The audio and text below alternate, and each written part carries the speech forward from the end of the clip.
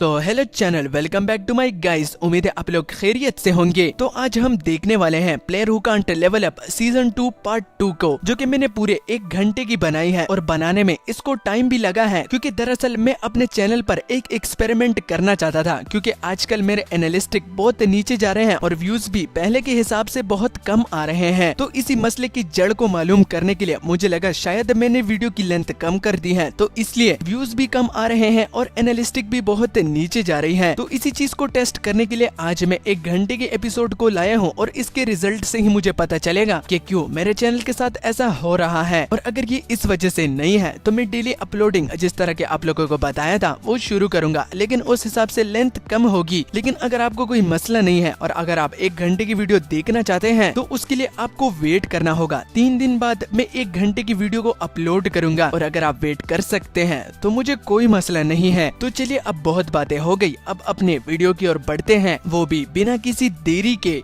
तो जैसे कि हमने player who can't level up के सीजन 2 पार्ट 1 के आखिर में देखा था कि हमारे यूकिम की हालत बहुत ही ज्यादा खराब होती है। ऊपर से वो एली को भी खो दिया है तो वो बहुत ही ज्यादा डिप्रेशन में होता है और वो उसी डिप्रेशन में यूबिन की बताई हुई जगह पर उससे मिलने के लिए जाता है। लेकिन वहाँ पर पहुँचते ही अपना मेन प्रोटैगनिस्ट यूबिन की बाहों में बेहोश हो जाता है। बेहोश होते होते उसे ऐसा लगा कि वो यूबिन के बाहों में नहीं बल्कि किसी और के बाहों में है। और जब उसकी आंख खुलती है तो वो खुद को मिस्टर हाउ के घर में पाता है। मिस्टर हाउ इस सारी एक्सप्लेनेशन को शॉर्ट रखना चाहता है तो वो उसे बताता है कि जब वो बेहोश हुआ और यूबिन के बाहों में बेहोश पड़ा हुआ था तो मैं जो तुम्हारा पीछा कर रहा था खुशकिस्मती से मैंने तुम्हें देख लिया और यूबिन के बाहों से तुम्हें उठाकर यहाँ पर अपने घर ले आया। मिस्टर हाउ के बातों से उसे पता चलता है कि यूबिन यहाँ पर भी थी और उसकी काफी टाइम से देखभाल कर रही थी। तो मिस्टर हाउ उसे बताते हैं कि जरूर यूबिन को कॉल लगा लेना, वो काफी ही ज्यादा टेंशन में थी। अब बहुत देर हो चुकी है लेकिन फिर भी मिस्टर हाउ उससे खाने का पूछते हैं तो खाने के बजाय वो शराब मांगता है और अगले ही पल हमारा मेन प्रोटैगनिस्ट और मिस्टर हाउ दोनों शराब पी रहे होते हैं। अब उसी बीच हमारा यूकिम इसी के बारे में सोच रहा है कि आखिर मिस्टर हाउ उससे कुछ पूछ क्यों नहीं रहे। तो मिस्टर हाउ को बताने के बाद मिस्टर हाउ से उसे जवाब सुनने को मिलता है कि अगर वो बताना चाहता था तो वो खुद भी बता सकता था, लेकिन अब जबकि वो कुछ भी नहीं बता रहा तो इसका मतलब उसे टाइम चाहिए इस सिचुएशन को सॉर्ट आउट करने में, तो वो इसलिए उससे कुछ भी नहीं पूछ रहा। मिस्टर हाउ की इतनी केयर को देखने के बाद वो उसे थैंक यू भी बोलता है। और अब दूसरा सवाल जिसको लेकर यूकिम बहुत ही ज्यादा परेशान है कि इतने बड़े घर में मिस्टर हाउ अकेले हैं क्या। तो मिस्टर हाउ से उन्हें पता चलता है कि हाँ वो अभी तक सिंगल है, लेकिन यूकिम उसे बताता है कि बेवकूफ आदमी, मैं सिंगल के बारे में नहीं बल्कि ये पूछ रहा हूँ कि तुम्हारे साथ और कोई रहता है या नहीं। तो मिस्टर हाउ के जवाब से हमें और यूकिम को पता चलता है कि मिस्टर हाउ अकेले हैं और उनकी मदर भी है, लेकिन उनकी मदर बहुत ही ज्यादा बीमार है। उनके साथ काफी ज्यादा पैसा है लेकिन फिर भी उनकी बीमारी को पैसा क्योर नहीं कर सकती। लेकिन ये पैसा उन लोगों ने काफी ही ज्यादा स्ट्रगल से कमाया है, लेकिन अब जबकि इतनी स्ट्रगल के बावजूद भी पैसा काम नहीं आ रहा तो वो इसको लेकर परेशान है, लेकिन वो किसी के साथ शेयर भी नहीं करना चाहता। अब ये स्टोरी मिलती जुलती है क्योंकि यूकिम के भी सेम सिचुएशन थे, लेकिन यूकिम की ये सिचुएशन तब बदल गई जब उसे यूजिन से एक एलिक्सर मिला था। लेकिन उस एलिक्सर को मिस्टर हाउ ने उसके हाथों में भी देखा था, तो अब वो बहुत ही ज्यादा गिल्टी फील कर रहा है कि एक चीज जिससे मिस्टर हाउ की मदर भी क्योर हो सकती थी और मिस्टर हाउ ने वो चीज नहीं मांगी,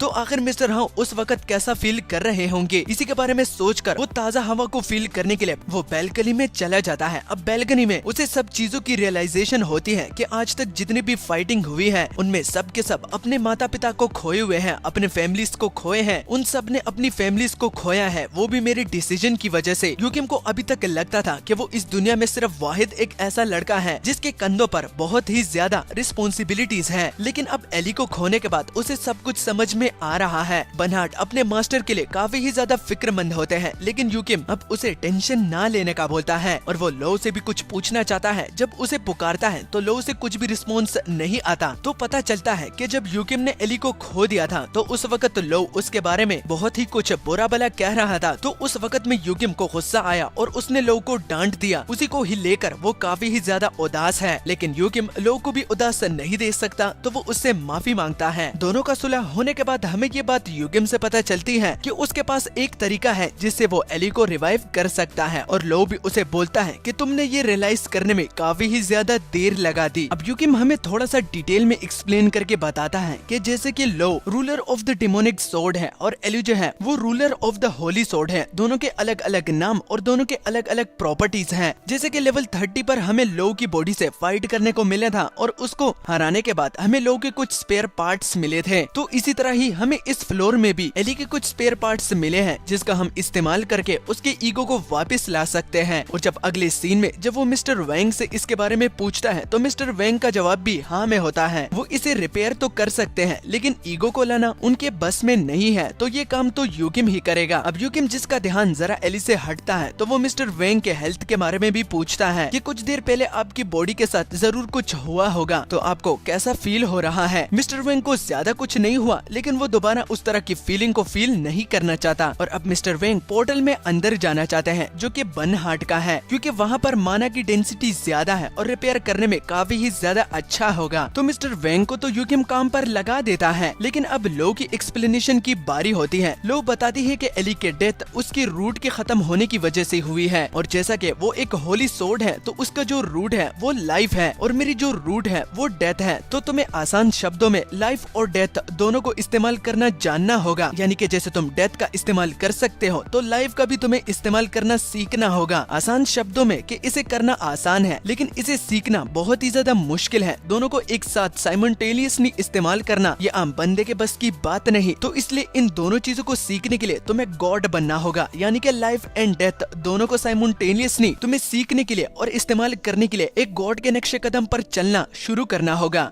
तो अब लाइफ एंड डेथ आर्ट में अब सिर्फ लाइफ ही बचती है जिसको युगिम को सीखना होगा। अगर उसे एली को रिवाइव करना है तो उसी को ही सीखने के लिए वो मेडिटेशन शुरू करता है, जिसको लो स्टेप बाय स्टेप उसे गाइड करता है कि तुम्हें अपनी बॉडी को दूसरे डिस्ट्रैक्शन से दूर करना होगा, यानी कि दुनिया के बारे में भूल जाओ, बस अपनी बॉडी पर फोकस करो। तुम्हारी बॉडी में जितनी भी चीजें हो रही हैं उन पर फोकस करो, और ईगोस के साथ जो तुम्हारा लिंक है उस पर भी फोकस करो। इसी चीज को ही मेडिटेशन बोलते हैं। तुम्हें अपने वेसल को ढूंढना है, अपने वेसल को थोड़ा सा देखना है, तभी तुम आगे बढ़ पाओगे। लेकिन यहाँ पर युगिम के साथ कुछ ऐसा होता है कि वो उल्टियाँ करने पर मजबूर हो जाता है। जब वो लो को इसके बारे में बताता है तो वो कहता है कि उसने अपने वेसल को ढूंढा, एक छोटी सी चीज उसको नजर आई है। तो लो बताता है कि तुम तो एक मॉन्स्टर हो, कमीने, पता नहीं तुम कब मुझे हैरान करना छोड़ोगे। अभी तक सिर्फ 2 ही हफ्ते हुए हैं और तुमने अपने वेसल को सिर्फ देखा नहीं बल्कि तुमने अपने वेसल के अंदर झांक के देखा है। वाकई में तुम बहुत ही ज्यादा लाजवाब हो। अब अगले पल जब रेस्ट करने का टाइम होता है तो युगिम को पता चलता है कि अपने वेसल को ढूंढने के लिए 2 महीने लगते हैं, लेकिन तुमने तो कुछ ही हफ्तों में अपने वेसल को ढूंढा भी और उसके अंदर तुमने झांक भी लिया। तो अब इस बात को सुनने के बाद युगिम पूछता है कि क्या हर किसी का एक वेसल होता है। तो लोग यहाँ पर एक बात को रिवील करना चाहता है, लेकिन इसके बदले उसे पेनल्टी भी लग सकती है जो कि काफी ज्यादा भारी भरकम हो सकती है, क्योंकि उसके पास क्वालिफिकेशन नहीं है। वो इस बात का अंदाजा लगा सकता है कि उसमें हर कोई इंटरेस्टेड क्यों है, और अब अगर उसकी बकवास बंद हो गई हो तो चलो एली को रिवाइव करते हैं। दोबारा मेडिटेशन में अब लो उसे बताता है कि अब तुम्हें अपने वेसल का, यानी कि द लाइफ जो कि तुम्हें एली ने दी है, उसे तुमने ढूंढना है। अब इस मर्तबा सिर्फ झांकना नहीं बल्कि तुमने ढूंढना है। तो मेडिटेट करना शुरू करो। तो मेडिटेशन जैसे ही शुरू हो जाती है तो उसके कुछ ही पलों के बाद जब उसकी आंख खुलती है तो वो अपने सामने रेड कलर के माना को पाता है। देखकर ही वो बता सकता है कि ये डेथ आर्ट है, जो कि आसान अल्फाजों में मेरा ईगो लो है। लो भी काफी ज्यादा इम्प्रेस हो जाता है कि सबसे पहले उसने उसे ही ढूंढा है, और अब जबकि उसने उसे ढूंढ लिया है तो बाकियों को भी ढूंढना आसान है, तो वो ढूंढना शुरू कर सकता है। थोड़ा सा इंस्पेक्ट करने के बाद उसे दूसरे नंबर पर बनहार्ट नजर आता है, जो कि एक छोटे बच्चे के फॉर्म में होता है। तीसरे नंबर पर उसे रेन नजर आता है, और चौथे और 5वें नंबर पर उसे हर्मीस और ओबिरोन नजर आते हैं। लेकिन सिर्फ ओल्ड मैन वेंग ही रहता है। तो जब पीछे किसी चीज की आवाज आती है तो मुड़कर सामने की ओर नजर पड़ते ही उसे मिस्टर वेंग नजर आते हैं, जिन्हें देखकर वो उसे टच करना चाहता है। जब वो उसे टच करने ही वाला होता है तो लोग उसे तुरंत ही रोक लेता है, क्योंकि इसके कॉन्सिक्वेंसेस भी हो सकते हैं। बाकियों को तो युगिम ने ढूंढ लिया है, लेकिन अभी तक उसे लाइफ फॉर्म की कोई भी प्रेजेंस फील नहीं हुई। लोग कहता है कि बहुत ही ज्यादा आसान है। जब तुम उस ओल्ड गीजर को रिवाइव कर रहे थे, यानी कि मिस्टर वेंग को जब तुम दोबारा रिजरेक्ट कर रहे थे, तो उसी तरह ही की पावर है। तो फील करो, बहुत ही आसान है, तुम ढूंढ सकते हो। तो अपने वेसल पर दोबारा एक नजर डालकर उसे समझ में आ जाता है कि मेरा वेसल काफी ज्यादा टेरिटरीज में बटा हुआ है, यानी कि लो की अपनी टेरिटरी है, रेन की अपनी है, हर्मीस और ओबेरॉन और बर्नहार्ड की अपनी अपनी टेरिटरी है। तो अगर मैं इसका अंदाजा लगाऊं तो ये एक रेक्टेंगल शेप ले रही है, तो इसका मतलब लाइफ उस दिशा हो सकती है और वो अगले ही पल उसकी प्रेजेंस को फील करता है। लो को हैरानी नहीं होती क्योंकि वो कितनी मर्तबा हैरान होगा और उसका मास्टर कितना ज्यादा टैलेंटेड है वो इस बात को कब का समझ लिया है। उसे दूर कहीं लाइफ की प्रेजेंस फील होती है। जब वो उस डेस्टिनेशन पर पहुंच जाता है तो उसे तो सिर्फ एक छोटा सा मार्बल दिखता है। उसे देखकर वो लो उसे आगे स्टेप लेने का बोलता है कि अब क्या किया जाए। तो लो बताता है कि वैसे भी तुम्हें इसके साथ कांटेक्ट करना है, तो मैं तुम्हें नहीं बता सकता कि तुम्हारे साथ आगे क्या होगा, लेकिन तुम्हें ये कभी ना कभी तो करना होगा, तो अभी से इसके साथ कांटेक्ट कर लेते हैं। लेकिन अगेन सॉरी, मुझे नहीं पता कि तुम्हारे साथ आगे क्या होगा। उसको टच करते ही वो मार्बल बहुत ही ज्यादा चमकना शुरू कर देता है और जब हमारा सीन यूकिम के वेसल से बाहर आता है तो यूकिम की हालत बहुत ही ज्यादा खराब होती है। वो बिल्कुल एक ज़ॉम्बी की तरह दिख रहा होता है और उसकी हालत को देखकर हमारी तरह बर्नहार्ड और लो काफी ही ज्यादा टेंशन में हो जाते हैं कि उनके मास्टर के साथ आखिर ऐसा क्या हो रहा है और उनकी आंखें इतनी ज्यादा लाल क्यों है। यूकिम बहुत ही ज्यादा दर्द में होता है और वो कुछ लो से कहना चाहता है, लेकिन दर्द के मारे उसके मुंह से एक शब्द भी नहीं निकल रहा। तो आखिर में लो उसे बताता है कि खुद पर कंट्रोल पाओ, अगर तुम खुद पर कंट्रोल नहीं पाओगे तो तुम इसकी वजह से मर भी सकते हो। जल्दी से खुद पर कंट्रोल पा लो, तुम अभी तक तो बहुत ही ज्यादा अच्छा कर रहे थे, लेकिन अब आखिर ऐसा क्या हुआ, जल्दी करो वरना तुम मर सकते हो। तो हमारे यूकिम को इतना ज्यादा दर्द हो रहा है कि वो अपने होश में नहीं होता और उसे लो और बर्नहार्ड जो भी इंस्ट्रक्शन देते हैं तो वो उसको सुन भी नहीं पाता। तो खुद को होश में लाने के लिए वो अपनी सोर्ड को निकालकर अपने पैर में धंसा देता है, जिससे उसका ध्यान एक जगह पर आ जाता है और वो अब पागलों की तरह नहीं चीख रहा होता। तो लो से अब उसे पता चलता है कि उसने जब लाइफ के साथ कांटेक्ट किया था तो उसकी वजह से वो फट गया। अब उसकी बॉडी में लाइफ बिना किसी कंस्ट्रक्शन के डेथ के साथ मिक्सअप होना चाहती है, लेकिन दोनों एक दूसरे के साथ नहीं हो सकते। दोनों का एग्जाम्पल पानी और तेल है, जैसे कि पानी और तेल एक दूसरे के साथ मिक्स नहीं हो सकते, तो ये दोनों भी नहीं हो सकते। तो इसलिए जल्दी से उसे इन दोनों चीजों को पैटर्न में लाना होगा वरना उसकी बॉडी फट जाएगी। लेकिन यूकिम को उन दोनों चीजों को सेपरेट करने का तरीका नहीं आता, तो लोग उसे ईगोस की मदद लेने का बोलता है। उनकी मदद से वो दोनों चीजों को सेपरेट कर सकता है, लेकिन दर्द के मारे अब वो बेहोश होने लगता है। तो लोग उसे बोलता है कि अगर वो बेहोश हो गया तो अंदर का प्रोसेस रुक जाएगा, क्योंकि अंदर खुद ब खुद ईगोस हिल रहे हैं और दोनों लाइफ एंड डेथ को अलग कर रहे हैं। तो इसी दर्दनाक प्रोसेस में सुबह से शाम हो जाती है और यूकिम भी बेहोश हुआ होता है। तो जब उसकी आंखें खुलती हैं तो खुद को जिंदा पाकर वो सबसे पहले अपने वेसल को चेक करता है। वेसल को चेक करने पर उसे समझ में आ जाता है कि वो कैसे जिंदा बचा है, क्योंकि जितने भी ईगोस उन दोनों चीजों को सेपरेट कर रहे थे तो उन लोगों ने एक टीम बनाई है, दोनों एक एक चीज को पुश कर रहे हैं। और लोग भी यूकिम को लकी बोलता है, क्योंकि खुद ब खुद ईगोस का हिलना ये एक चमत्कार से कम नहीं है। उसकी बॉडी पर तो बहुत ही ज्यादा जख्म थे, तो वो जो एलिक्सर सबसे पहले यूजिन ने उसे दिया था, जब पहली मर्तबा वो यूजिन से मिला था तो तब उस एलिक्सर का थोड़ा सा पोर्शन उसकी बॉडी में था, तो उसकी वजह से उसकी बॉडी हील हो गई है। और सिस्टम पर भी बात पर मैसेज आने शुरू हो जाते हैं कि अब वो डेथ की तरह लाइफ को भी वील्ड कर पा रहा है, यानी कि लाइफ को भी वो इस्तेमाल कर सकता है, लेकिन अभी के लिए वो सिर्फ 80% ही उसे इस्तेमाल कर सकता है। लो बताता है कि जिस तरह वो डेथ को कंट्रोल कर सकता है तो उस तरह लाइफ को भी, लेकिन ये टाइम लेगा। लेकिन बात के खत्म होने से पहले ही वो लाइफ को एक्टिव कर लेता है, जो कि देख कर लो इतना ज्यादा हैरान होता है कि वो उसे कहता है कि आखिर वो किस मिट्टी का बना हुआ है। लेकिन अब इन दोनों को अलग अलग इस्तेमाल करने के लिए और दोनों को 100% इस्तेमाल करने के लिए उसे प्रैक्टिस करनी होगी। तो क्या वो प्रैक्टिस के लिए रेडी है? लेकिन उससे पहले लो किसी और चीज को भी एक्सपेक्ट कर रहा था, लेकिन उसकी पावर और एली की पावर को मिलाने से शायद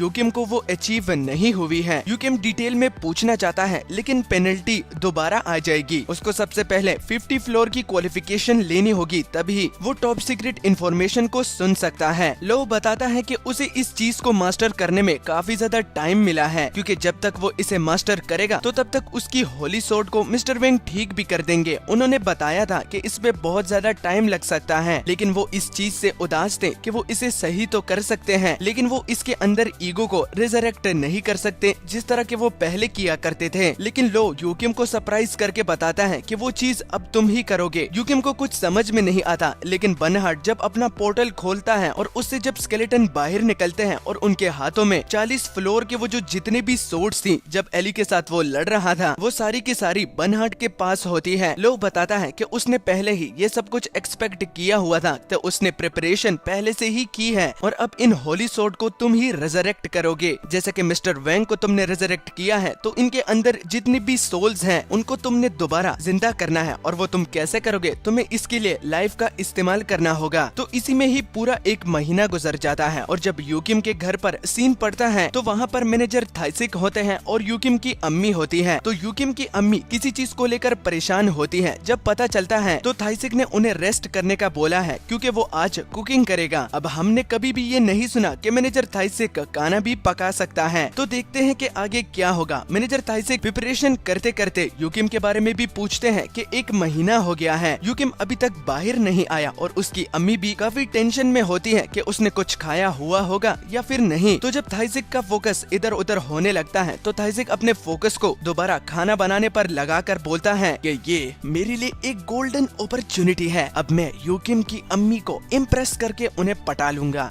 मैं क्या बोल रहा हूँ, वो तो मेरी दोस्त की अम्मी है। मैं उन्हें सिर्फ अपनी कुकिंग की स्किल दिखाना चाहता हूँ। हाँ, कुकिंग की स्किल। और मैनेजर थाइसिक प्रिपरेशन रेडी करते हैं और बड़ी ही खूबसूरती से हर एक चीज को काट कर एक पॉट में डाल देते हैं। डिश के तैयार होने के बाद जब वो उसे टेस्ट करते हैं तो वो बोल पड़ते हैं के हक दिया, मैं तो खत्म हूँ, ये मैंने क्या बनाया है। पता चलता है कि वो मास्टर शेफ से इस चीज के लिए ट्रेनिंग ले रहे थे लेकिन फिर भी वो इस चीज में हक दिया है। तो उसी दौरान एक भूकंप जैसी चीज उन दोनों को फील होती है और वो भी यूकिम के बेसमेंट से आई है। तो चेकआउट करने के लिए मैनेजर थाइसिक जब नीचे जाते हैं तो बहुत ही ज्यादा धूल होती है जिसमें सामने की ओर कुछ भी नजर नहीं आ रहा होता। लेकिन जब वो गौर से देखते हैं तो 3 एंजल्स ने अपनी सोर्ड उनकी ओर की होती है और कहते हैं कि हमें इस कचरे को साफ करने की इजाजत दे दीजिए फादर, हम आपके ऑर्डर मानने के लिए तैयार हैं। मैनेजर थाइसिक बोलते हैं कि कचरा? कहाँ का कचरा? क्या तुम मुझे बोल रहे हो?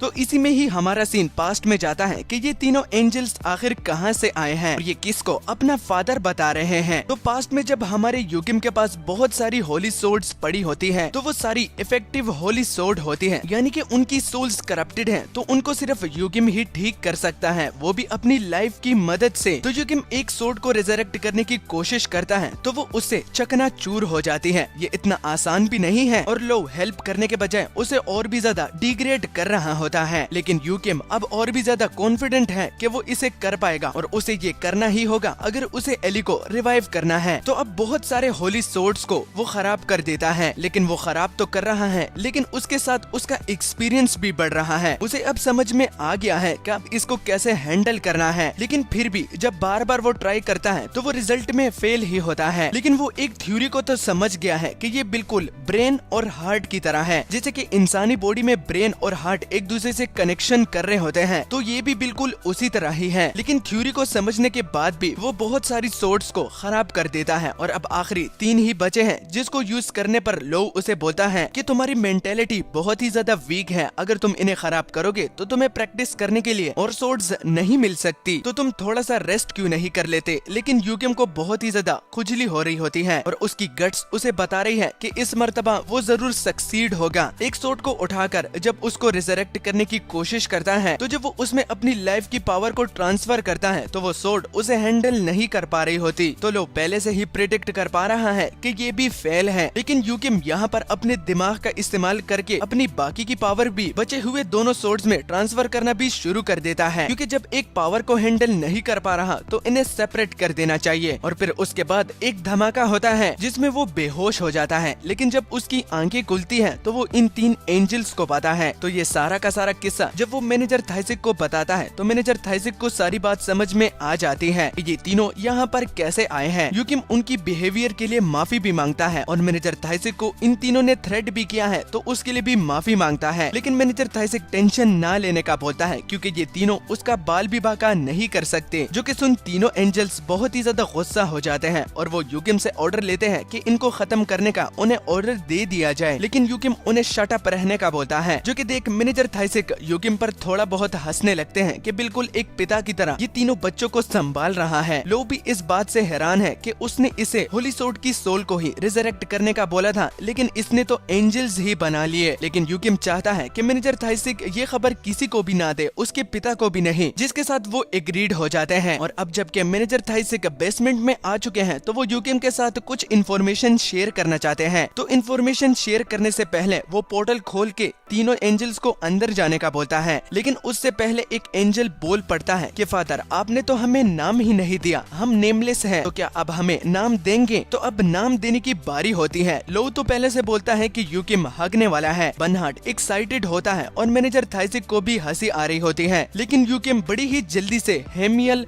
केमियल एंड आनियल बोल के उन तीनों को फारिग करता है। नाम बहुत ही ज्यादा अजीब है, लेकिन उन तीनों को पता नहीं इतना ज्यादा पसंद आता है कि वो रोने लगते हैं। लेकिन यूकिम उनकी ओवर एक्टिंग को बंद करके उन्हें अंदर भेज देता है और उन तीनों के जाने के बाद अब उस इन्फॉर्मेशन की बारी होती है जो कि मैनेजर थाइसेक यूकिम के साथ शेयर करना चाहते हैं। तो इन्फॉर्मेशन में सबसे पहले कारवान गिल्ड का जिक्र होता है। अब कारवान गिल्ड कौन है? वही जिसमें मिस्टर वेंग का बेटा शामिल था और उसने मिस्टर वेंग को मार डाला था और मिस्टर वेंग के पोते को किडनैप कर लिया था, यानी कि अपने ही बेटे को। और फिर बाद में मिस्टर वेंग का बेटा एक फायर गोलम में भी ट्रांसफॉर्म हुआ था। उसी गिल्ड से रिलेटेड मिस्टर थाइसेक उससे कुछ बताना चाहते हैं कि हमने उन पर नजर रखने की बहुत कोशिश की, लेकिन साउथ कोरिया में उनकी ट्रेसेस बहुत ही ज्यादा कम है, यानी कि कोई भी सबूत नहीं है। लेकिन इसका मतलब ये नहीं कि वो कुछ भी नहीं कर रहे। ऑल अराउंड द वर्ल्ड एक ही बंदा फेमस है और वो डीमन किंग है, तो हमने ये काम उनको सौंपा है जो कि सिर्फ वही ही कर सकती है। और मैनेजर थाइसेक इस बात को लेकर परेशान है कि हर एक चीज में यूकिम ही क्यों इन्वॉल्व होता है, ऐसी चीजें जिसके बारे में उन्हें पता भी नहीं होती और यूकिम उसमें इन्वॉल्व हो जाता है और उसका एक पार्ट भी बन जाता है। तो अब मैनेजर थाइसेक अपने रियल इंटेंशन को रिवील करते हैं कि वो इसलिए अपने डेस्क पर बैठे हुए थे और उन्होंने डेस्क का काम इसलिए चूज किया था क्योंकि वो यूकिम का ख्याल रखना चाहते थे। लेकिन अब जबकि वो लेवल अप भी कर सकता है और वो अपना ख्याल खुद भी रख सकता है, तो उसे भी डेस्क का काम छोड़ देना चाहिए। और नेक्स्ट न्यूज जो कि उसके रिलेटेड नहीं है, लेकिन फिर भी साउथ कोरिया में बहुत सारे यूनिक गेट्स अपीयर हो रहे हैं, जो कि सुन यूकिम पूछता है कि अगर और कोई गिल्ड उसे क्लियर नहीं करना चाहता तो वो उसे क्लियर करना चाहता है, क्योंकि उस गेट को एब्जॉर्ब करने से बर्नहार्ड अपग्रेड होगा। बस यही खबर मैनेजर थाइसेक शेयर करना चाहते थे और अब वो ऊपर जा रहे हैं। लेकिन उसे चिढ़ाता हुआ यूकिम बताता है कि हाँ मजे कर लेना ऊपर जाके, you know what I am trying to say. Manager थाइसेक गुस्सा होके उसे मुंह बंद करने का बोलते हैं। अब यूकिम इस बात से खुश है क्योंकि उन यूनिक गेट्स को एब्जॉर्ब करने से बर्नहार्ड एक तो अपग्रेड होगा और उसके अंदर की जितनी भी स्पेस है वो भी एक्सपेंड हो जाएगी, यानी कि और भी ज्यादा बढ़ जाएगी। पहले से भी बर्नहार्ड के अंदर बहुत ही ज्यादा स्पेस है तो और भी ज्यादा बढ़ जाएगी। इसी को ही अपने दिमाग में रखकर जब वो पोर्टल में अंदर इंटर करता है तो सबसे पहले वो एक बहुत ही बड़ी आफत को देखता है। पता चलता है कि एंजल्स और हमारी डेड आर्मी एक दूसरे के साथ लड़ रहे हैं, क्योंकि उन्हें लगता है कि वो दोनों एक दूसरे के दुश्मन हैं, जो कि देख यूकिम बोल पड़ता है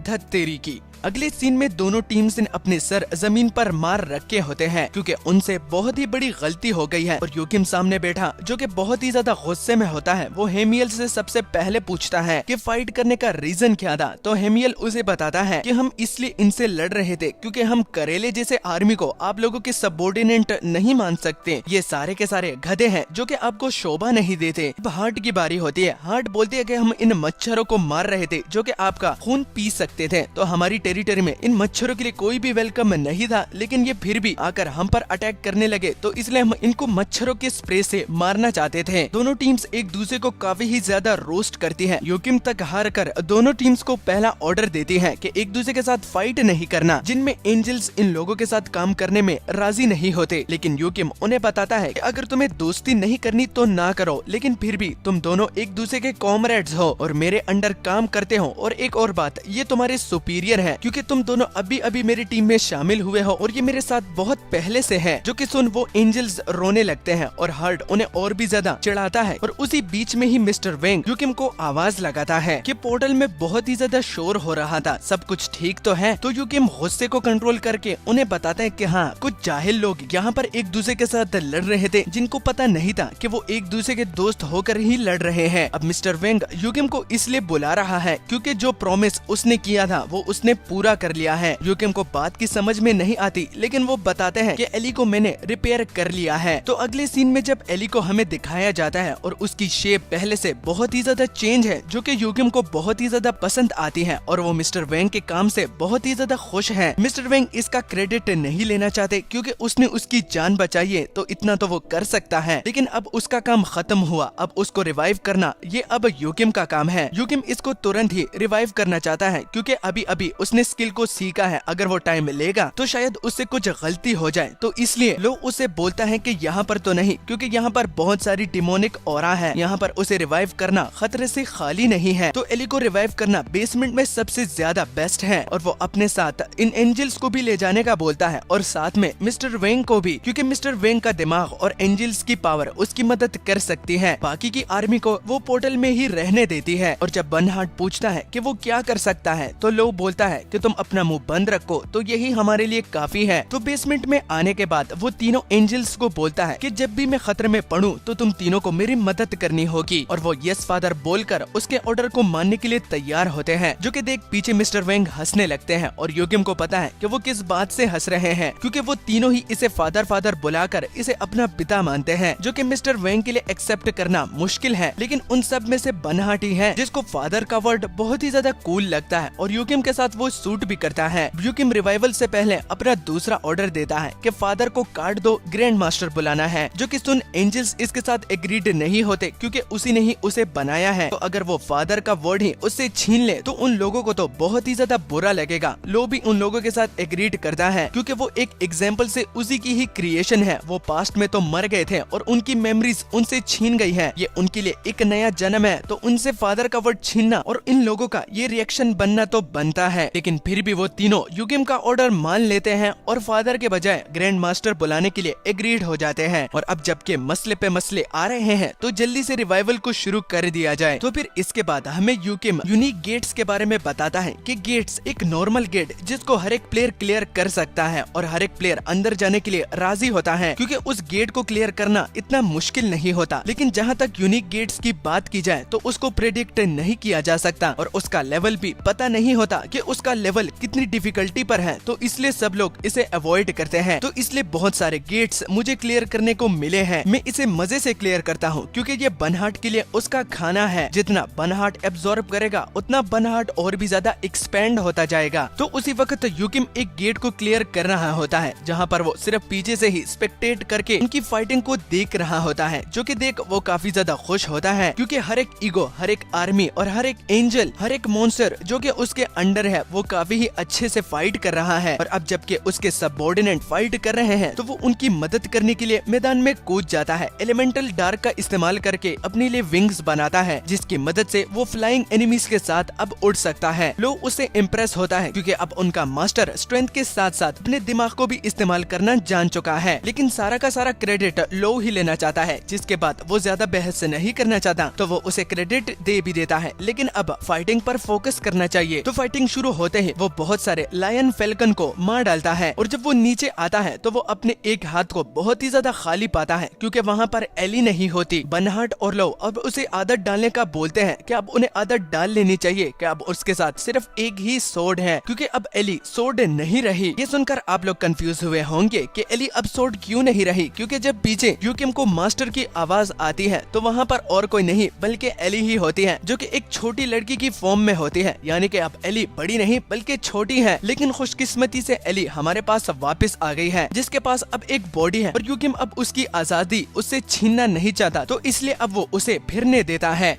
छोटी सी एली जो कि अपने मास्टर के ऑर्डर को मानती है और उनके लिए कुछ क्रिस्टल्स वगैरह लेकर आई है, तो उसे देख हमारा जो मेन प्रोटैगनिस्ट होता है वो बहुत ज्यादा खुश हो जाता है और अब वो हमें एली के बारे में बताता है कि उसे आखिर ये बॉडी कैसे मिली। तो एली को तकरीबन ये बॉडी 2 महीने पहले मिली है, यानी कि वो जो रिवाइव करने का टाइम था उसको पूरे के पूरे 2 महीने हो गए हैं। यूकिम बताता है कि उस वक्त वो सिर्फ एली को रिवाइव करना चाहता था और उसकी सोल को, लेकिन गलती से उसे एक बॉडी मिल गई है। तो अब जबकि उसे बॉडी मिली है तो मैं उसे अपने साथ कैद तो नहीं रख सकता और ना ही उसे हर वक्त एक सोर्ड की तरह इस्तेमाल कर सकता हूँ। हाँ, एली की अब बॉडी भी है लेकिन वो एक सोर्ड में भी ट्रांसफॉर्म हो सकती है, लेकिन एक लिविंग बीइंग जिसकी बॉडी है तो उसे मैं एक वेपन की तरह तो इस्तेमाल नहीं कर सकता। तो मैं इसलिए एली को ज्यादा से ज्यादा टाइम उसे फिरने देता हूँ और मुझे इस बात की खुशी है कि वो रिवाइव हो गई है। बर्नहार्ड एली की तारीफ करता है कि वो काफी ज्यादा क्यूट दिखती है। लो अभी तक गुस्सा है और एली भी अब छोटी हो गई है तो वो भी लो के साथ अब ज्यादा से ज्यादा बहस करती है। तो इन्हीं बचकानी हरकतों को खत्म करने के लिए अगर उसे एली को मैच्योर करना है तो शायद वो ये सिस्टम पर ये जो एवोल्यूशन दिखाई दे रहा है शायद इससे हो जाए, लेकिन एवोल्यूशन को कंप्लीट करने में कुछ रिक्वायरमेंट्स होती हैं जिनमें से एक ईगोफाइड सोल होती है। यूकिम बताता है कि ईगोफाइड सोल मिस्टर वेंग के बेटे भी थे, उनको मारने के बाद मैंने उनका एक ईगो बना दिया। इसी तरह रोड्स और चार्ली जो कि आयरन गिल्ड शील्ड के बंदे थे उनको भी मैंने ईगो बनाया है और मेरे साथ भी ईगोफाइड सोल की कमी भी तो नहीं है। वो दरअसल अपने उन 3 एंजल्स को सेक्रीफाइस करने के बारे में सोचता है क्योंकि उनसे भी उसे ईगोफाइड सोल मिल सकती है, जिसके लिए एली मना करती है और लोग कहता है कि अगर उन तीनों को पता चल गया तो वो तीनों तो खून के आंसू रोएंगे। लेकिन अब जबकि वो एली को हर बारी इस्तेमाल नहीं कर सकता और वो 2 तलवारों को इस्तेमाल करने का आदी हो गया है तो वो उस बंदे को जिसके बारे में एली ने उसे बताया था कि टावर में एक ऐसा बंदा भी है जिसके पास हंड्रेड्स में सोर्ड्स हैं और आयरन शील्ड गिल्ड के मास्टर को भी उसी ने ही होली सोर्ड दनाइन दी थी और शायद यूकिम अगर उसे ढूंढ ले तो उसे एक सोर्ड दे सकता है ताकि वो उसे हंटिंग के तौर पर इस्तेमाल कर सके। कुछ ही देर के बाद हमारी बाकी की जो टीम्स है वो सारे मॉन्स्टर्स को मार डालती हैं, यानी कि यहाँ का टास्क तो खत्म हुआ लेकिन टाइम उनके लिए बहुत ही ज्यादा कीमती है। तो वो स्केलेटन सोल्जर के साथ साथ अपने एंजल्स और उनके लीडर्स को भी काम पर लगा देता है और अब इस गेट को एब्जॉर्ब करने की बारी है। हर एक गेट की अपनी अपनी क्वालिटी होती है और जो यूनिक गेट होती है उनको एब्जॉर्ब करना काफी ही ज्यादा आसान होता है। लेकिन यूकिम से हमें पता चलता है कि पूरे 3 यूनिक गेट्स अपीयर हुए हैं लेकिन 2 उनमें से ब्रेकिंग का साइन दिखा रहे हैं जिसको अब कंपनीज ने होल्ड किया हुआ है और अगर वो उनसे इंसिस्ट करेगा तो शायद मीडिया वाले भी आ जाए और फिर बाद में इससे एक बहुत ही बड़ा कमोशन बन जाए। तो अभी के लिए जो गेट उसने क्लियर किया है उसी को ही वो एब्जॉर्ब कर लेता है। हालांकि वो बाकी दोनों को भी नहीं छोड़ेगा, उसे भी एब्जॉर्ब करेगा, लेकिन अभी के लिए जो है उसी से ही उसे काम चलाना होगा। तो इसी में ही यूकिम के कुछ दिन बहुत ही ज्यादा बिजी गुजरते हैं और आखिर में जब उन गेट्स की 100% डोमिनेशन पूरी कर लेता है तो वो गेट बर्नहार्ड के साथ मिक्सअप हो जाते हैं जिससे बर्नहार्ड की स्पेस जो होती है वो भी एक्सपेंड हो जाती है और वो पहले से बहुत ही ज्यादा सुंदर होता है। लेकिन अब इस मर्तबा ट्विस्ट ये होता है कि पहले तो उसने एडमिनिस्ट्रेटर हार्ट को चुना था तो अब सिस्टम उसे बताता है कि तुम्हें वाइस एडमिनिस्ट्रेटर भी चुनना होगा। तो वो एक एक नजर अपनी टीम मेंबर पर डालता है जिसमें से उसे हर एक काबिल लगता है, लेकिन उसे एक मैच्योर बंदा चाहिए जो कि उसके गेट का ख्याल रखे, न कि बाद में बच्चों की तरह लड़े। और अगर बच्चों की ही बात हो रही है तो पीछे किंग ग्रिफिन पर हमारा सीन पड़ता है। वो पहले में तो काफी ही ज्यादा पावरफुल और काफी ही ज्यादा मैच्योर दिखता है लेकिन बाद में वो बच्चों की तरह यूकिम से खेलने का बोलता है। तो इसलिए इस डिसीजन के लिए यूकिम थोड़ा बहुत सोचना चाहता है, लेकिन पीछे हमारा हार्ट्स जिसका दिल गार्डन गार्डन हो रहा होता है कि वो पहले से एडमिनिस्ट्रेटर है और अगर उसे वाइस एडमिनिस्ट्रेटर मिल गया तो ये तो एक किस्म का चेला हुआ। उसकी एक्साइटमेंट बिल्कुल पीक तक पहुंची हुई होती है, लेकिन जब रिजल्ट्स हमें थोड़ी देर बाद दिखाया जाता है तो दूर कहीं पहाड़ पर हर्ट्स बहुत ही ज्यादा उदास होता है। तो हमें हेमियल से पता चलता है कि हर्ट्स वाइस एडमिनिस्ट्रेटर बना है, यानी कि वो एक रैंक नीचे आया है। वो ऊपर तो था लेकिन उसे नीचे किया गया है और उसकी जगह किसी और को लगाया गया है, जिसको लेकर वो बहुत ही ज्यादा उदास है। लेकिन हेमियल उसे तसल्ली देता है कि तुम्हारे मास्टर का ऑर्डर है तो जरूर इसके पीछे एक बहुत ही अच्छा रीजन होगा। तो वाइस एडमिनिस्ट्रेटर तो हर्ट बना है, लेकिन हमारा एडमिनिस्ट्रेटर कौन है? तो वो और कोई नहीं बल्कि ओल्ड मैन वेंग है, जो कि मैच्योर के साथ साथ इंटेलिजेंट भी है और उसे पता है कि किसी चीज का कैसे ख्याल रखना है और उसे कैसे अपग्रेड करना है। तो अगला सीन हमारा आयरन शील्ड गिल्ड पर पड़ता है, जहाँ पर उनके मास्टर और आंद्रेस बैठे होते हैं। उनके मास्टर इस बात से हैरान है कि एक बंदा गेट को कैसे क्रिएट कर सकता है, यानी कि इससे साबित होता है कि कोरिया में जो भी यूनिक गेट अपीयर हुए हैं वो आंद्रेस ने बनाए हैं। और आयरन गिल्ड के मास्टर को भी खुद पर यकीन नहीं आ रहा कि अपना रिवेंज लेने के लिए वो एक डीमन के साथ भी सौदा करने के लिए तैयार है, लेकिन वो इसके बारे में ज्यादा भाव नहीं खाएगा कि ये बंदा कौन है और ये क्या क्या कर सकता है। अगर वो उसकी रिवेंज लेने में मदद कर सकता है तो वो इसके साथ बिना किसी हिचकिचाहट के काम करने के लिए तैयार है। और आंद्रेस इवल स्माइल देके आयरन शील्ड गिल्ड के मास्टर को बोलता है कि ये तो सिर्फ ट्रेलर था, पिक्चर अभी बाकी है मेरे दोस्त।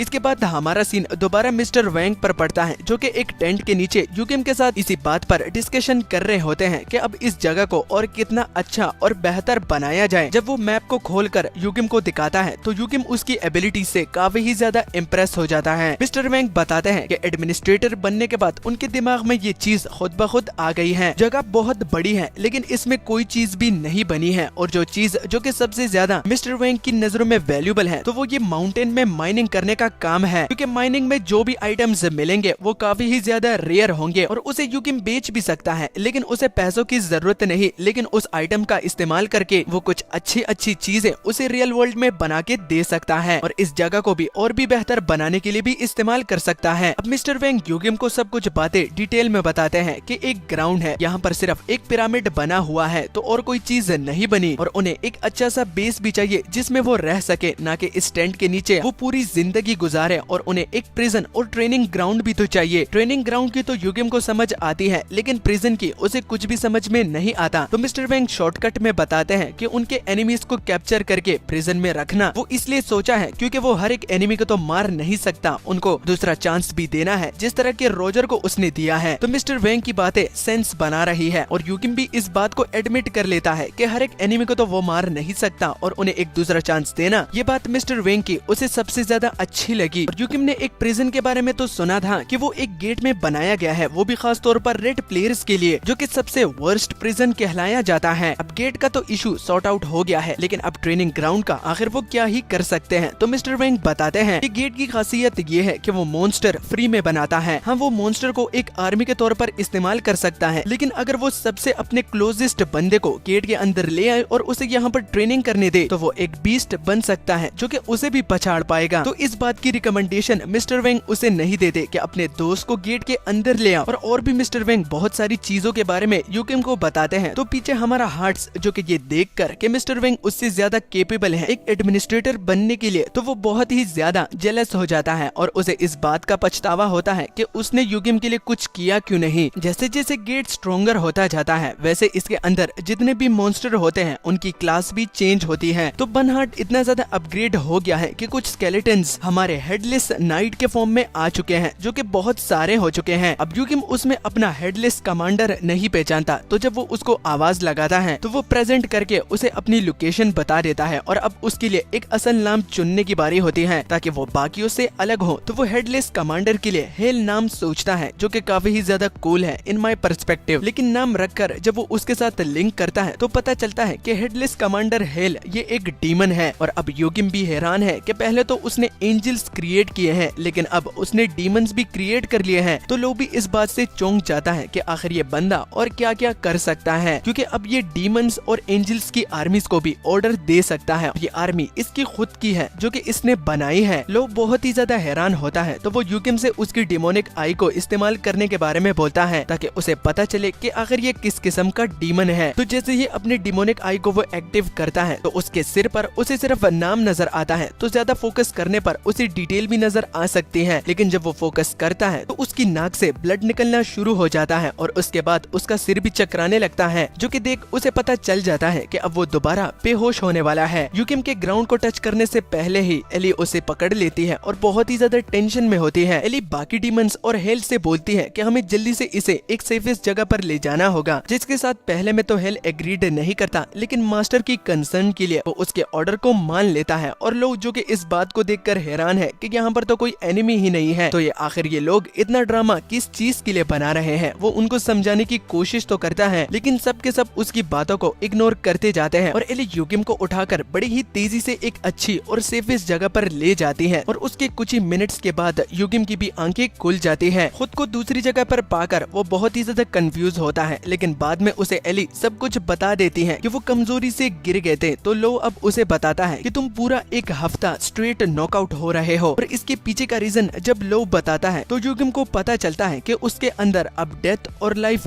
दोनों है। उसको उसे बैलेंस में रखना होगा, ना कि एक ज्यादा ना कम, दोनों को उसे बराबर रखना होगा। अगर एक भी ज्यादा हो जाएगा तो एक धमाका होगा। तो डीमन आई को इस्तेमाल करने से डेथ ज्यादा होगी, जिसके बाद उसकी बॉडी में एक धमाका हो गया जिसकी वजह से वो नॉकआउट हो गया। अब इसको अवॉइड करने के लिए उसे दोनों को बैलेंस में रखना होगा, लेकिन उससे पहले अपने आसपास पूरी आर्मी को देखकर वो बहुत ही ज्यादा हैरान हो जाता है कि आखिर ये लोग यहाँ पर क्यों खड़े हैं। लो बताता है कि इन गधों को मैंने बार बार समझाया, लेकिन ये पता नहीं क्यों ड्रामा बना रहे हैं। सारे लोग अपने मास्टर को उठता हुआ देखकर खुश हो जाते हैं और इतना आरामदायक बेड आखिर उन लोगों को कहाँ से मिला। तो यूकिम को ये सुनकर शौक लगता है कि ये किंग ग्रिफिन के पर हैं, जो कि सुन के उसके पैरों तले जमीन खिसक जाती है क्योंकि कहीं ग्रिफिन को इन लोगों ने गंजा ना कर दिया हो।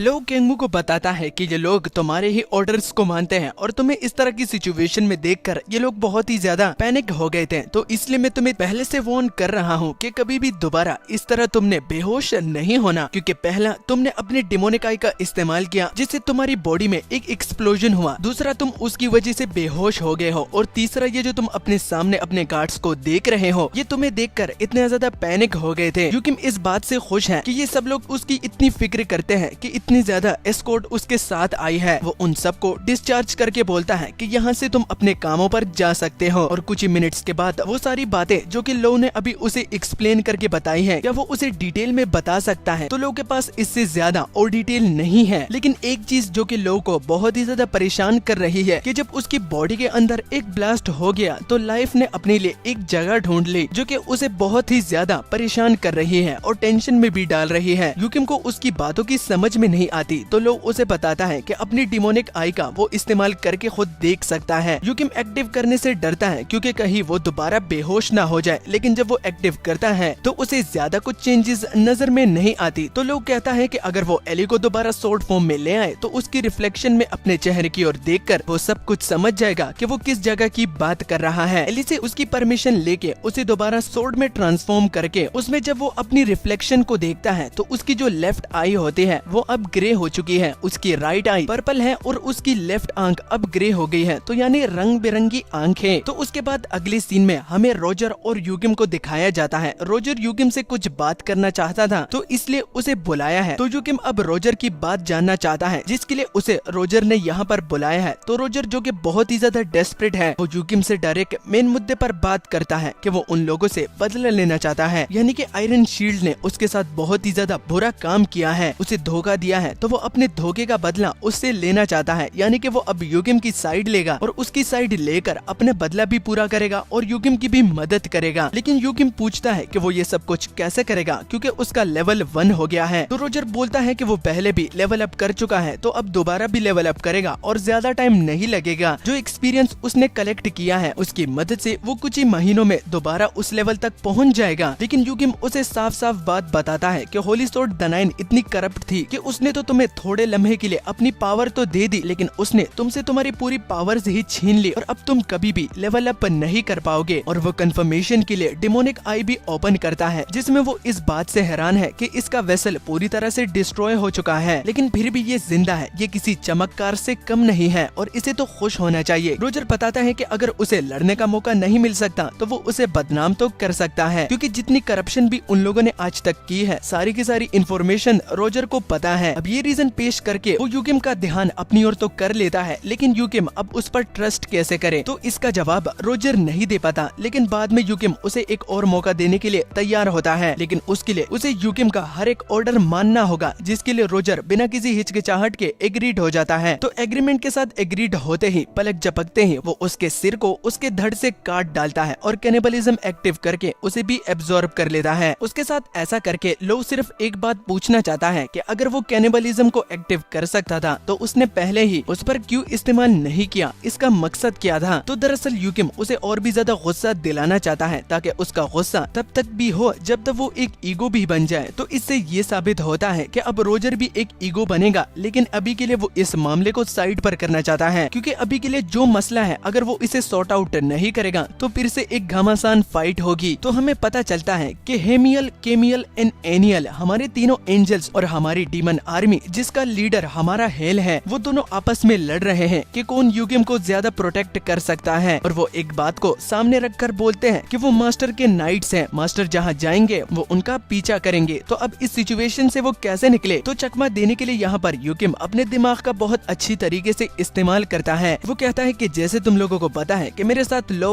और एली है, तो क्या तुम सारे ये साबित करना चाहते हो कि तुम लो और एली से ज्यादा ताकतवर हो कि इसलिए तुम इस तरह की बातें कर रहे हो। दुश्मन कमांडर हेल को पता नहीं होता कि लोग कौन है, लेकिन फिर भी डर जाता है। और जहाँ तक हेमियल, केमियल और आनियल की बात होती है तो वो तो एली को जानते हैं और अपने सुपीरियर की बात को ना मानना तो उसके कॉन्सिक्वेंस भी ये तीनों जानते हैं। तो ये मसला भी वहीं पर ही खत्म हो जाता है और बाहर अपने बेसमेंट से आते ही उसे स्नो नजर आती है। वो ज्यादा से ज्यादा टाइम अपने बेसमेंट में गुजारता है तो उसने कुछ पहना भी नहीं होता और उसे बहुत ही ज्यादा सर्दी लग रही होती है। उसी बीच पीछे से उसकी सिस्टर भी आ जाती है जिसके साथ रेन भी होता है। तो यूकिम की सिस्टर यूकिम को देखकर खुश होती है कि वो इतने स्पेशल दिन पर बाहर आए हैं तो जरूर उन्हें ये दिन याद होगा। यूकिम को अपनी सिस्टर की इस बात की समझ में नहीं आती तो उनकी सिस्टर बताती है कि आज क्रिसमस है, जो कि सुन के यूकिम खुद भी हैरान होता है कि इतनी जल्दी क्रिसमस भी आ गया। और हमारे यूकिम के तो मजे हैं कि ऐसी ऐसी लड़कियां उसे पसंद करती हैं जो कि खुद पहले मैसेज करती हैं।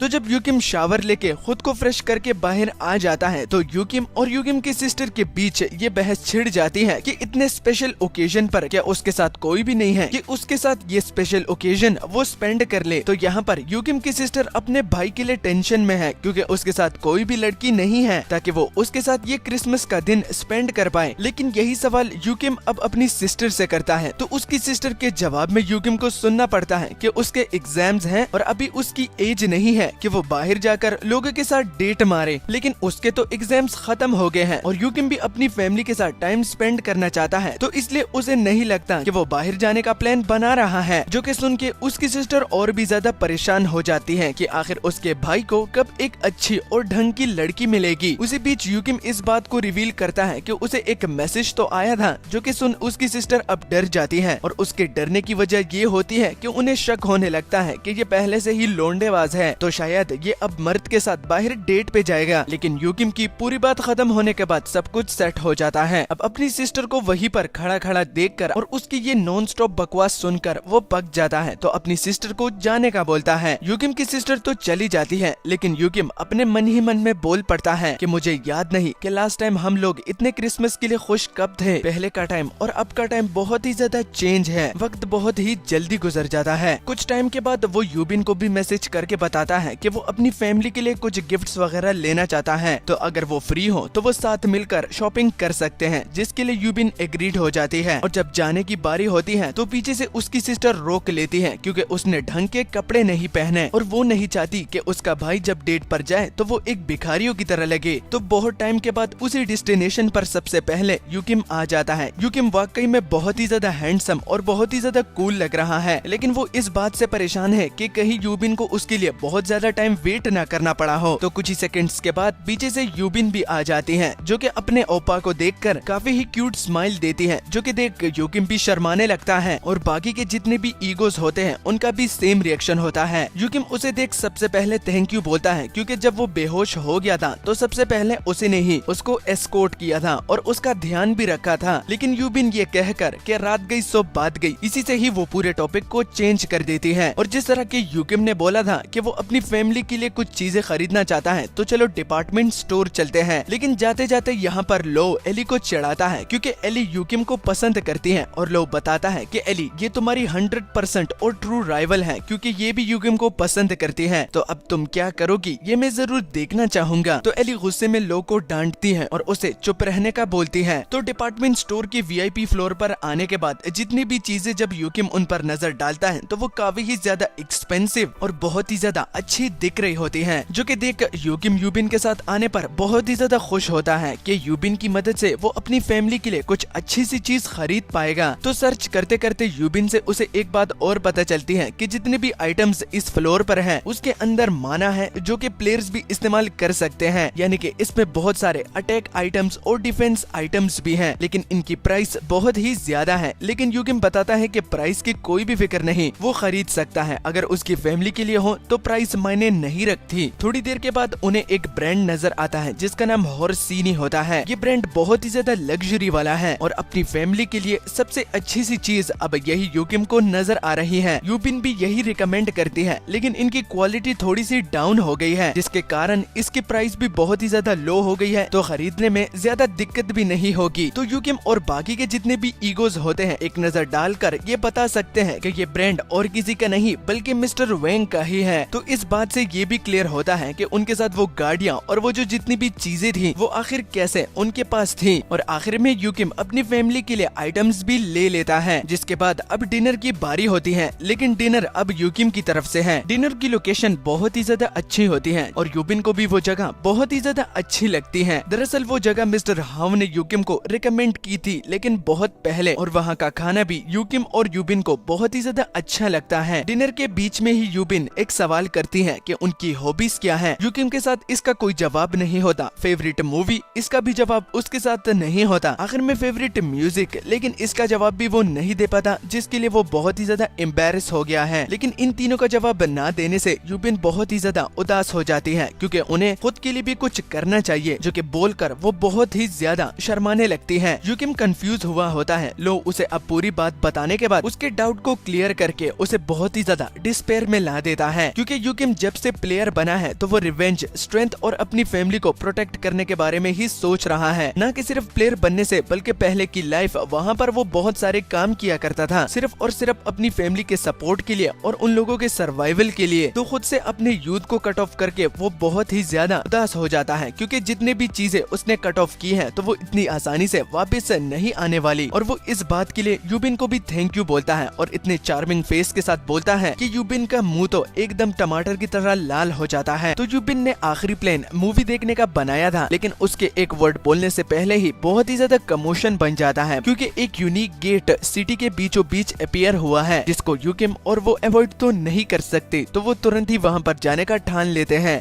सारे लोग उस यूनिक गेट से बहुत ही ज्यादा डरे होते हैं, क्योंकि एक यूनिक गेट इतने अच्छे दिन पर क्यों अपीयर हुआ, और वो अपने साथ बहुत सारे लोगों को बेहोश भी कर दिया है। लेकिन यूकिम और बाकी के जितने भी रैंकर्स उस जगह पर मौजूद थे, तो उन्होंने रेस्क्यू में बहुत ही ज्यादा मदद की है, जिसके लिए हंटर एसोसिएशन डिपार्टमेंट का एक बंदा बहुत ही ज्यादा शुक्रगुजार है। लेकिन जिन जिन लोगों ने भी उनकी मदद की है, तो उनकी आइडेंटिटी रिवील हो गई है। तो अगर कोई एंटर करना चाहे तो वो किसी से भी किसी किस्म का सवाल नहीं पूछेंगे, और अगर डंजन को भी क्लियर करना चाहते हैं तो वो कर सकते हैं। यूकिम अभी के लिए इस गेट को अवॉइड कर रहा है, क्योंकि उसे एक बात अजीब लगी, क्योंकि जब भी कोई गेट अपीयर होता है तो उसकी इतनी माना नहीं होती कि उसके माना से नॉर्मल ह्यूमन बीइंग बेहोश हो जाए। यूबिन को भी वो घर जाने का बोलता है और वो खुद भी घर जा रहा है, क्योंकि उसकी फोन की बैटरी खत्म हो गई है। और जब वो टाइम को देखता है तो उसकी घड़ी को देखकर यूबिन उसमें बहुत ही ज्यादा इंटरेस्टेड हो जाती है। ग्लव्स के पहनने की वजह से वो उस वॉच को नहीं देख पाई, लेकिन जरूर वो इसके बारे में पूछना चाहेगी। लेकिन ये टाइम इस बात के करने का नहीं है, तो वो फिर कभी पूछेगी। तो उन दोनों के घर वापस जाते जाते यूबिन अभी तक यूकिम के उस घड़ी में बहुत ही ज्यादा इंटरेस्टेड है, क्योंकि उसे लगता है कि ये उसके लिए बहुत ही ज्यादा प्रेशियस चीज है। तो इसलिए यूकिम ओप्पा ने इसे छुपाया रखा हुआ था। तो उसी एंड टाइम पर सामने से मिस्टर हाउ आते हैं, जिन्होंने कुछ अजीब सा गेटअप पहना हुआ होता है। बन हार्ट के लिए वो बहुत ही ज्यादा क्यूट है, लेकिन लोग मिस्टर हाउ को देखने के बाद कहते हैं कि ये बंदा तो दिन ब दिन और भी ज्यादा अजीब होता जा रहा है। तो पता चलता है कि मिस्टर हाउ की इमरजेंसी समनिंग हुई थी, जिनके लिए उसे टाइम भी नहीं मिला कि वो कपड़े चेंज कर पाए, और उनकी आज छुट्टी भी थी, लेकिन फिर भी उनका मीटिंग को अटेम्प्ट करना ही बनता था। लेकिन इस बात के खत्म होने के बाद वो यूकिम को साइड पर लेकर आता है, और उसके लिए वो बहुत ही ज्यादा खुश है, क्योंकि वो एक लड़की के साथ पहली मर्तबा उसे देख रहा है, और वो भी डेट पर, और वो भी क्रिसमस के दिन। तो वो यूकिम के यूथ के लिए खुश है, जिससे एली गुस्सा हो जाती है। लेकिन जब यूकिम बताता है कि ऐसा उन दोनों के दरमियान में कुछ भी नहीं है, तो वो दोबारा मुस्कुराने लगती है, जो कि देख लो जोर जोर से हंसने लगता है। तो अब इस मामले को भी डील करने के बाद घर जाने की बारी होती है। लेकिन अभी भी एक चीज यूकिम खरीदना चाहता है, और वो केक है। तो अगर यूकिम को एक केक ही खरीदना है, तो यूबिन उसे एक शॉप का रिकमेंडेशन देने ही वाली होती है कि पीछे से मिस्टर हाउ भागते हुए और जोर जोर से चिल्लाते हुए यूकिम को आवाज लगा रहे होते हैं, क्योंकि वो कुछ जरूरी यूकिम को फोन पर बताना चाहते थे, लेकिन उसका फोन तो बंद आ रहा था। तो इसलिए उनको भागते हुए यहाँ पर आना पड़ा। पता चलता है कि उन लोगों ने गेट की भी मेजरमेंट कर ली है कि वो किस रैंक का गेट है। तो वो ये खबर सबसे पहले यूकिम को देना चाहता है। यूकिम एक्सपेक्ट कर रहा था कि ये गेट जो कि अभी अपीयर हुआ है, ये एस रैंक का होगा या फिर इससे भी ऊपर। तो इसी की ही वजह से मिस्टर हाउ इतने ज्यादा परेशान है। लेकिन मिस्टर हाउ कहते हैं कि इमेजरेबल, यानी कि उस गेट की पावर इतनी है कि इस बात का अंदाजा वो खुद भी नहीं लगा पा रहे हैं, और वो अंदर जाने का रिस्क भी नहीं उठा सकते, क्योंकि उन्हें ये भी नहीं पता कि किस रैंक के मॉन्स्टर्स इस गेट में उन लोगों को देखने को मिल सकता है। घर आने के बाद जब वो गिफ्ट्स अपनी फैमिली में डिस्ट्रीब्यूट करता है, तो खुशी से तो उसकी बहन पागल हो रही होती है, और उनकी मदर को मैनेजर थाइसिक ने ये पहले ही गिफ्ट कर दिया था। तो उनकी बेटी का ये रिएक्शन देखकर उन्हें बुरा लग रहा है, कि मैनेजर थाइसेक उनके लिए इतने एक्सपेंसिव गिफ्ट्स ऐसे कैसे ले सकते हैं। गिफ्ट्स डिस्ट्रीब्यूट करने के बाद वो ऊपर अपने कमरे में आ जाता है जहाँ पर लोग कुछ बताने वाला होता है, लेकिन तुरंत ही वो अपना मुंह बंद कर लेता है क्योंकि वो यूकिम का आज का दिन बिल्कुल भी डिस्टर्ब नहीं करना चाहते। और एली का भी सेम आंसर होता है, जो कि देख यूकिम खुश होता है कि उसके ईगोस उसकी इतनी परवाह कर रहे हैं। और खैर वैसे क्या ही हो जाएगा अगर वो एक दिन रेस्ट ही कर ले। तो अगली सुबह ताज़ा ताज़ा खबर वो अपनी टीवी पर जब देखता है तो पता चलता है कि कोरिया में 5 इसी तरह ही और गेट्स अपीयर हुए हैं, जो कि सिर्फ और सिर्फ साउथ कोरिया में ही है, बाकी वर्ल्ड में ये बिल्कुल भी अपीयर नहीं है। तो इसी का कारण गवर्नमेंट हंटर एसोसिएशन के जितने भी बंदे होते हैं वो पता लगा रहे होते हैं। तो एक ही दिन में इतने ज्यादा कमोशंस को देखकर यूकिम घबरा जाता है और वो उन गेट्स को चेकआउट करने के लिए गांगनाम डिस्ट्रिक्ट जाना चाहता है। खुद को तैयार करके वो डायरेक्ट मिस्टर हाउ को कॉल लगाकर यहाँ पर आने का बोलता है, लेकिन सरप्राइजिंगली मिस्टर हाउ पहले से ही उसके घर के सामने खड़े हैं और दोनों गांगनाम डिस्ट्रिक्ट के लिए फिर बाद में निकल जाते हैं। गांगनाम डिस्ट्रिक्ट पर पहुँचने के बाद जब वो गेट को चेकआउट करता है तो वो भी उसी तरह ही है जिस तरह के पहले वाला अपीयर हुआ था। अपनी डिमोनिक आई का इस्तेमाल करने के बाद लोग उसे बताता है कि जो कंफर्मेशन वो उसे बताना चाहता था तो वो सच निकली, लेकिन वो बात अभी के लिए हमें नहीं बताई जाती। तो लोगों की बात को सुनने के बाद वो परेशान हो जाता है और वो बाकी के गेट्स को भी चेकआउट करना चाहता है, लेकिन एसोसिएशन प्रेसिडेंट ने उन्हें समन किया है तो उन्हें वहाँ पहले जाना होगा। लेकिन वो जिद करके मिस्टर हाउ को इस बात पर एग्रीड करते हैं कि वो बाकी के गेट्स को चेकआउट करने के लिए जाएंगे क्योंकि बहुत ही ज्यादा इम्पोर्टेंट है। अगले सीन में हंटर एसोसिएशन की जो मीटिंग होती है जहाँ पर सब लोग अपने यूकिम के लिए वेट कर रहे होते हैं, तो वो वेट करते करते बहुत ही ज्यादा थक जाते हैं और वो 11th मर्सनरी कब आएगा इसी के लिए ही वो सब लोग बेसब्री से इंतजार कर रहे हैं।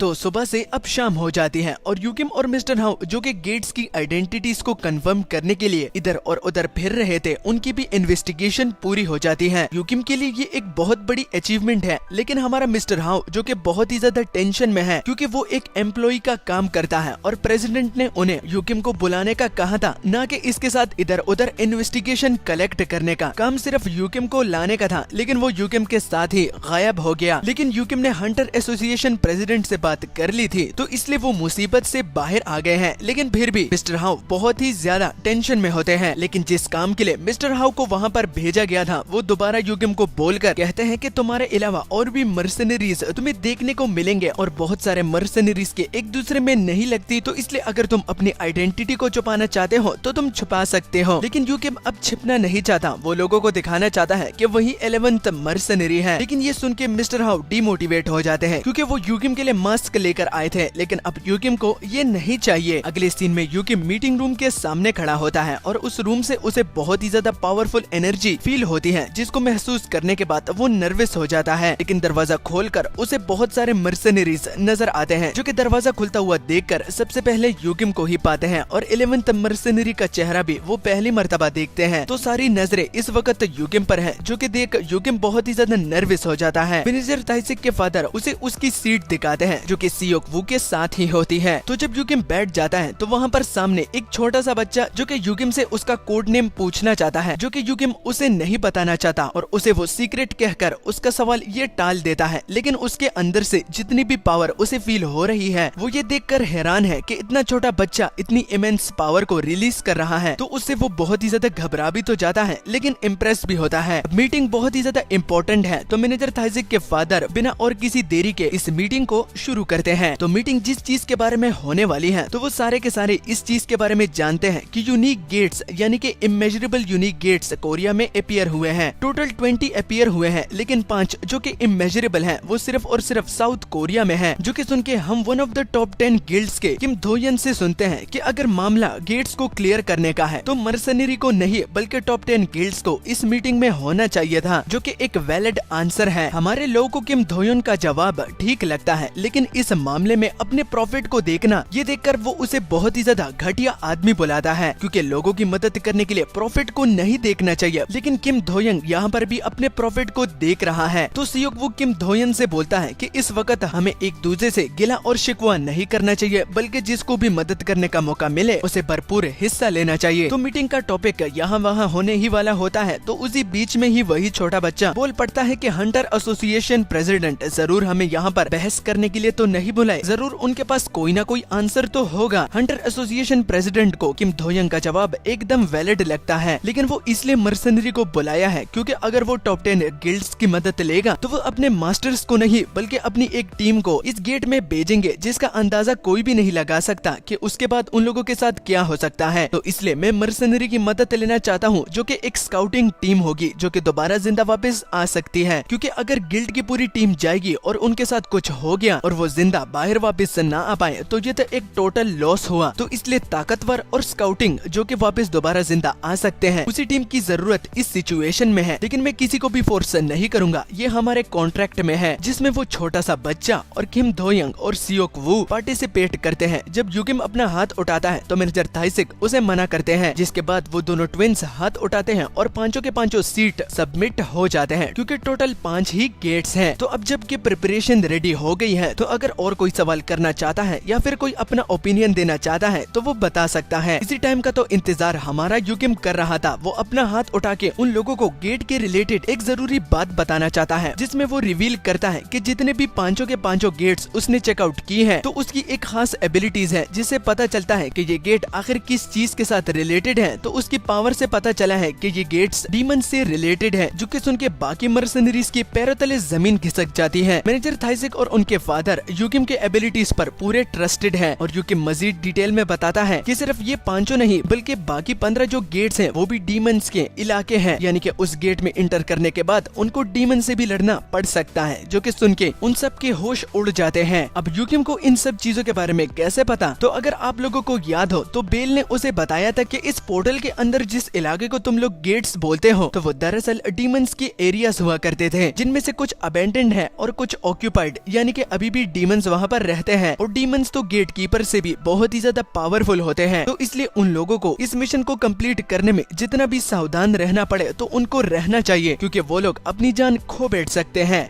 युगिम खुद भी इस मीटिंग से बहुत ही ज्यादा बोर हो गया था, लेकिन जो इन्फॉर्मेशन वो प्रोवाइड कर रहा था तो वो तो एकदम टॉप नॉच इम्पोर्टेंट इन्फॉर्मेशन थी, जिसको सब लोग बहुत ही ज्यादा गौर से सुन रहे थे। जो कि देख लो उसे बोलता है कि तुम्हारी इन्फॉर्मेशन इनमें से कुछ लोगों की जान बचा सकती है। जो कि सुन युगिम को बहुत ही ज्यादा टेंशन होने लगती है कि 5 गेट्स हैं और 5 मर्सनरीज उन गेट्स के लिए सेलेक्ट की गई है, तो क्या ये ठीक है? क्योंकि इनमें उन लोगों की जान भी जा सकती है। जो कि सुन लो उसे बताता है कि तुमने मैनेजर थाइसिक के फादर की बात सुनी, जिसमें वो बता रहे थे कि अगर एक बंदा 50 या 100 बंदों के मुकाबले में मरता है तो ये बहुत बड़ा लॉस नहीं है। तो इसलिए इस मिशन को कंप्लीट करने के लिए मर्सनरी की बहुत ज्यादा जरूरत थी। अब युगिम मैनेजर थाइसिक से पूछता है कि जब वो अपना हाथ उठा रहा था तो उन्होंने इसे क्यों मना किया? तो मैनेजर थाइसिक बताते हैं कि कल नहीं बल्कि परसों हमें कहीं जाना है, वो अपना सामान भी पैक कर ले, क्योंकि शायद काम की वजह से उन लोगों को वहीं पर ही रात बिताना पड़े। और अब मैनेजर थाइसिक अपने फादर के साथ कुछ जरूरी बात करना चाहते हैं। तो युगिम का यहाँ पर काम खत्म हुआ, अगर वो जाना चाहता है तो वो जा सकता है। तो ये सुन के युगिम बाहर तो आ जाता है, लेकिन बाहर उसे सरप्राइजिंगली सियोक वू नजर आता है, जो कि उसका इंतजार कर रहा था, क्योंकि वैसे भी आज के बाद वो बहुत ही ज्यादा बिजी होगा। तो घर जाने से पहले वो युगिम के साथ कहीं पर खाना खाना चाहता है और उसके साथ फ्री टाइम भी है, जो कि युगिम के लिए भी अच्छी बात होती है। उन दोनों को बहुत ही कम वक्त मिलता है एक दूसरे के साथ स्पेंड करने का, तो ये बहुत ही अच्छा मौका है। लेकिन युगिम को बीच में ही याद आ जाता है कि मिस्टर हाउ के साथ भी उसने प्रॉमिस किया था कि आज के काम के बदले वो जरूर उसे ट्रीट देगा। तो इस दिन के बाद वो बहुत ही ज्यादा बिजी हो सकता है, तो वो मिस्टर हाउ को भी अपने साथ बुलाने का ठान लेता है। अगले सीन में वो एक बहुत ही अच्छे होटल में काफी ही मजेदार खाने के साथ बैठे होते हैं। तो युगिम मिस्टर हाउ से इस बात के लिए माफी मांगता है कि वो अकेले उसे खाना नहीं खिला पाया, क्योंकि आज के बाद शायद वो और भी ज्यादा बिजी हो जाए, तो इसलिए यहाँ पर उसे बुलाया है। मिस्टर हाउ को इससे कोई प्रॉब्लम नहीं है, सियोक वू को वो जानता है, न कि उसके लिए सियोक वू एक स्ट्रेंजर है। तो युगिम को बीच में ही याद आ जाता है कि जब वो आयरन शील्ड से अपना बदला ले रहा था तो अलायंस में सियोक वू भी था और बाद में मिस्टर हाउ और सियोक वू मिलकर एक टीम में लड़ रहे थे। तो अब ज्यादा ऑकवर्डनेस को खत्म करने के लिए वो अपने गिलास को भर लेते हैं और बाद में पार्टी शुरू भी कर लेते हैं। मिस्टर हाउ रैंकर से बहुत ही ज्यादा जेलस होते हैं, क्योंकि उन्हें हर वक्त अच्छी अच्छी चीजें खाने को मिलती है और टाइम भी स्पेंड करने को मिलता है। लेकिन अब जब कि वो इतनी बातें कर गए हैं तो मिस्टर हाउ ये जरूर जानना चाहते हैं कि वो दोनों कैसे दोस्त बने हैं, क्योंकि रैंकर सियोक वू और रैंकर यूकिम पर अगर कोई भी नजर डालेगा तो वो बता सकता है कि ये लोग काफी टाइम से दोस्त हैं। सियोक वो यूकिम को चिढ़ाते हुए बताता है कि जब मैं इससे मिला था तो इसके माथे पर हर वक्त 12 बज रहे थे, जिसके साथ हमारा लो भी एग्रीड करता है और उन्हें ये बात भी पता चलती है कि यूकिम का जो ट्यूटोरियल टेस्ट था उसको सियोक वो ही इंस्पेक्ट कर रहे थे, यानी कि ट्यूटोरियल टेस्ट का टीचर सियोक वो ही था। और अब यूकिम से सवाल होता है कि सियोक वो फेमस थे तो वो पहले कैसे थे। तो इसी के साथ हमारा सीन बहुत पास्ट में चला जाता है, यानी कि स्टार्टिंग में, जहाँ पर यूकिम को जब पता चला कि वो लेवल अप नहीं कर पा रहा था और उसकी हर हालत में मदद करने के लिए सियोक वो उसके लिए हाजिर था, लेकिन फिर भी रिजल्ट में हमारा यूकिम लेवल 1 का ही प्लेयर था। तो एक दिन सियोक वो यूकिम को बताता है कि आज के बाद वो शायद गाइड का काम उसके लिए ना कर पाए। तो उसके साथ काम करके उसे बहुत ही ज्यादा मजा आया और जब यूकिम उसकी आंखों पर एक नजर डालता है तो उसे लगता है कि शायद इसे मैं अब इतना ज्यादा इंटरेस्टेड नहीं लगा। पहली मीटिंग में ये मुझ में बहुत ही ज्यादा क्यूरियस था, लेकिन अब इसकी आंखें बदल गई है। लेकिन सियोक वो ऐसा बिल्कुल भी नहीं कर सकता और ऐसा बिल्कुल भी नहीं है, ये सिर्फ यूकिम को गलत फहमी हो रही थी। हालांकि सियोक वो ने उसे बताया था कि आज के बाद वो गाइड का काम उसके लिए नहीं कर सकता, लेकिन फिर भी वो उसे चेकआउट करने के लिए हर वक्त और हर दिन आता था। जो कि देख अब यूकिम बहुत ही ज्यादा इरिटेट होने लगा, क्योंकि यूकिम को लगा कि ये मुझ पर तरस खा रहा है या मेरे ऊपर हंसने के लिए आया है। तो इसलिए अगर ये यहाँ पर ना आए तो सियोक वो का ये सबसे बड़ा एहसान होगा जो कि वो यूकिम पर कर रहा है। इसी में ही सीन शिफ्ट होकर हमारा सीन पास्ट के मैनेजर थाइसेक और पास्ट के यूकिम पर जाता है, जहाँ पर मैनेजर थाइसेक और यूकिम को बहुत ही जोरों की भूख लगी होती है। तो वो दोनों रेस्टोरेंट में आए होते हैं और मैनेजर थाइसेक यूकिम से बोलते हैं कि अगर उसे किसी चीज की भी जरूरत पड़ी तो वो उसे बिना किसी हिचकिचाहट के बता सकता है। लेकिन थाइसेक ने उस पर बहुत ज्यादा एहसानात किए हैं, जिसको देखकर यूकिम बताता है कि पहले से ही इतने ज्यादा एहसानात हैं तो वो इनके एहसानात का ये उधार कैसे चुकाएगा। लेकिन इस बात पर थाइसेक उसे डांटने लगता है कि चुकाने की कोई जरूरत नहीं है। अब वो उसके प्रोग्रेस के बारे में जब पूछता है तो यूकिम इसका जवाब नहीं दे पाता और यूकिम अपने मन ही मन में एक बात को रिवील करता है कि जब वो एक प्लेयर बना तो उसने ठान लिया कि जब वो लेवल अप करेगा तो वो मैनेजर थाइसेक को सरप्राइज देगा। लेकिन अब अगर वो लेवल अप नहीं कर पा रहा तो उसने अच्छा डिसीजन लिया है और वो ये है कि वो आज के बाद प्लेयर एसोसिएशन से अपने प्लेयर के रजिस्ट्रेशन को काट देगा, यानी कि वो आज के बाद प्लेयर नहीं रहेगा। जिसके बाद हमारा सीन प्रेजेंट में आता है और ये बात सुनकर मिस्टर हाउ बहुत ही ज्यादा चौंक जाते हैं और वो पूछने लगते हैं कि क्या वाकई में तुमने फिर क्विट किया। जो कि सुन के लोगों को बहुत ही ज्यादा गुस्सा आता है कि ये बेवकूफ है कि क्या चीज है, अगर यूकिम क्विट कर लेता तो अब ये प्लेयर कैसे बना है। बनहट भी बेवकूफों की तरह सवालात करता है कि यूकिम मास्टर को क्विट नहीं करना चाहिए था, तो लोग अब उसे भी डांटने लगता है कि एक कम था और अब दूसरा भी आ रहा है, मैं तो अपना दिमाग खो बैठूंगा और पागल हो जाऊंगा।